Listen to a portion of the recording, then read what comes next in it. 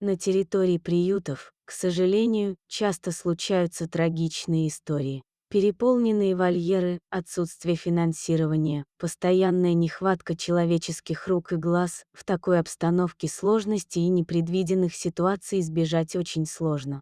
Героиней одной из таких историй стала подопечная приюта «Красная сосна» Шарлотта. Шарлотта была тихой и немного диковатой собачкой, как и многие другие подопечные приютов.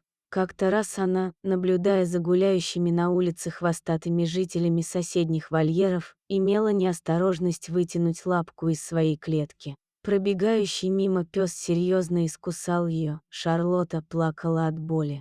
Волонтеры неделю обрабатывали лапку Шарлотты и перевязывали ее, но вскоре стало ясно, что собаке становится хуже. Ее отвезли в ветеринарную клинику. Приговор врачей был неутешительным – сепсис, а значит, лапу нужно было ампутировать. На собранные пожертвования была проведена операция, после которой Шарлотта осталась восстанавливаться в стационаре. Грустная и скромная девочка долго не могла привыкнуть к своему новому положению, но благодаря тому, что с ней регулярно занимались, она потихоньку приходила в себя. Совсем небольших размеров Шарлотта была доставлена на домашнюю передержку, так как теперь в приютских условиях ей жить было нельзя. Робкая красавица регулярно посещала тренировки в бассейне и массажи, чтобы сохранить подвижность и научиться ходить на 3 лапах. Красавица Шарлотта отличалась очень спокойным, диванным нравом, не нуждалась в долгих прогулках и быстро привязывалась к людям.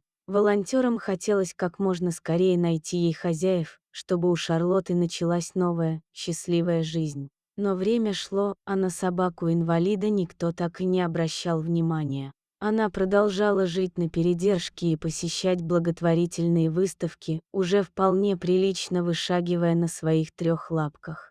Как признается Наталья, которая в конечном итоге и стала хозяйкой Шарлотты, она специально искала себе такую собаку, шансы на пристройство, которые были почти нулевыми. Увидев фото героини этой истории, она тут же приняла решение забрать ее в свой дом. Вот что пишет опекун Шарлотты Светлана, которая помогала собачке. Пока та не обрела дом, она уже почти год как совершенно домашняя собака по имени Анфиса. Помимо любимой хозяйки, у Анфисы есть друзья, с которыми она мирно живет в одной квартире, молодая кошечка и маленький, но задиристый той-терьер. Анфиса постепенно набирается храбрости и уверенности, стала любить ласку и поглаживание, иногда на улице останавливается в ожидании, что встречные прохожие почешут ее за ушком.